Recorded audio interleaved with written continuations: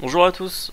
Alors là, on va voir comment est-ce qu'on peut réaliser cette petite pièce dorée que vous allez pouvoir intégrer dans Unity assez facilement et qui sera vachement sympa pour vos games assets quand vous voulez ramasser des pièces ou de la vie ou quoi que ce soit. Donc, je vais mettre ça sur le côté. Je vais venir créer avec Shift A. Alors attendez, je vais juste activer. Là, vous pouvez voir mes touches, les touches sur lesquelles j'appuie en bas à droite. Je vais venir créer un cylindre, donc Shift A, Mesh Cylinder. Je réduis sur l'axe Z. Si vous voulez pas utiliser le raccourci clavier S puis Z, vous pouvez venir prendre votre outil Scale directement ici. Donc seulement sur l'axe bleu. Hop là. Et la chose très importante à faire, si là vous voyez on regarde le scale, on peut voir qu'il est pas égal à 1. Donc il faut impérativement faire CTRL A pour appliquer le scale. Et comme ça, nos outils vont fonctionner nettement mieux. Donc on va créer la petite épaisseur juste ici en passant en mode Edit. Je sélectionne en mode face la face du dessus. Je fais une insertion avec I. Là, vous pouvez choisir l'épaisseur que vous voulez. Je vais faire quelque chose à peu près comme ça. Et je vais l'enfoncer avec E. Donc je vais réaliser une extrude. Hop là, comme ceci. Pour le crâne, soit vous pouvez le faire de tête, soit moi je préfère utiliser une image de référence que je vais vous mettre dans le dossier avec. Donc moi, juste ici, j'ouvre mon explorateur de fichiers. Je prends l'image et je la glisse dans Blender. Ayant l'image sélectionnée, juste ici dans l'onglet carré jaune, je vais mettre tout à 0. Donc dans location puis rotation. Le scale, on n'y touche pas tout de suite. Je vais activer juste ici le toggle X-ray, donc qui permet de voir à travers mes objets. Et là mon but ça va être de réduire le crâne avec S et que le crâne soit bien pas trop gros, pas trop petit à l'intérieur de ma pièce. Donc là je me mets au-dessus, ça me convient comme ça.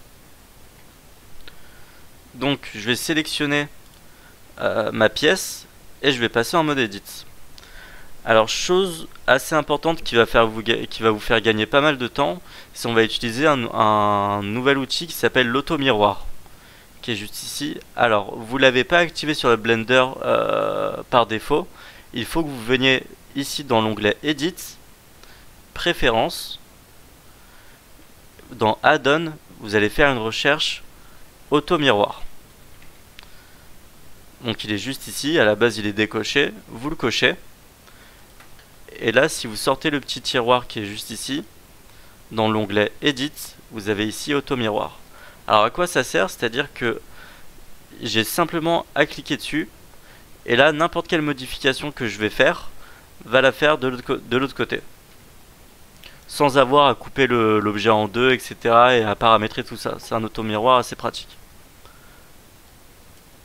Donc je me mets bien vue du dessus, donc la vue Z.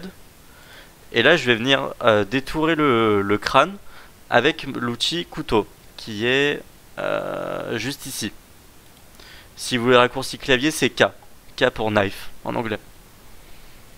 Donc, je vais en mode sélection de points. Et on est parti.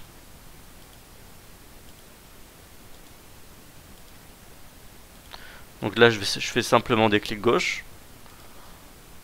Hop, clic gauche, clic gauche.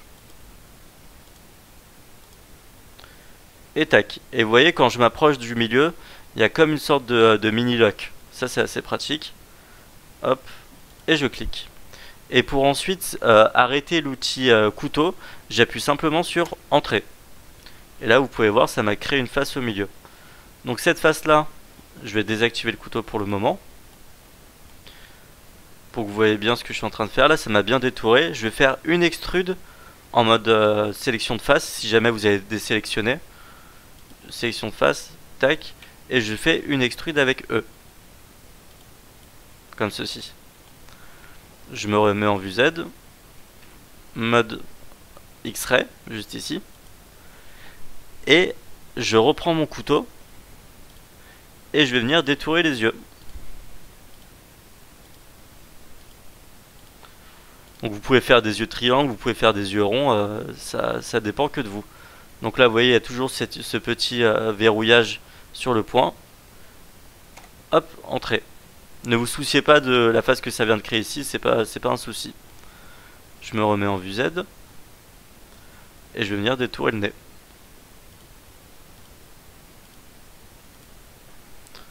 Entrée.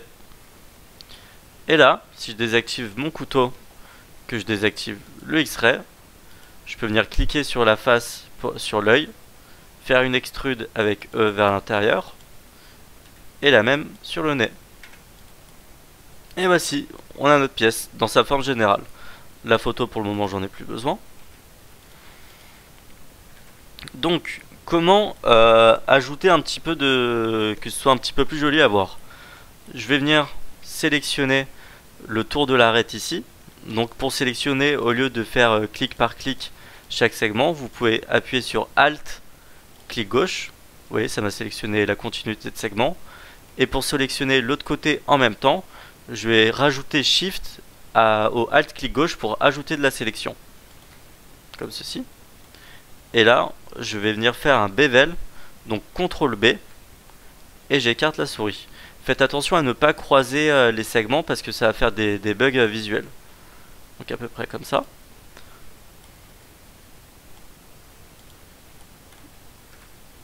Hop. Et là, je peux venir appliquer, donc dans l'onglet modificateur, mon miroir. Pour que ça me fasse la même face de l'autre côté. Je passe en mode Edit, CTRL R, donc pour créer un loop cut le long de la pièce. Je fais un clic gauche et clic droit. Alors à quoi ça va servir de faire ça, vous allez comprendre. Je vais rajouter un miroir, mais cette fois-ci sur l'axe Z. Donc je passe en mode Toggle X-Ray pour voir à travers.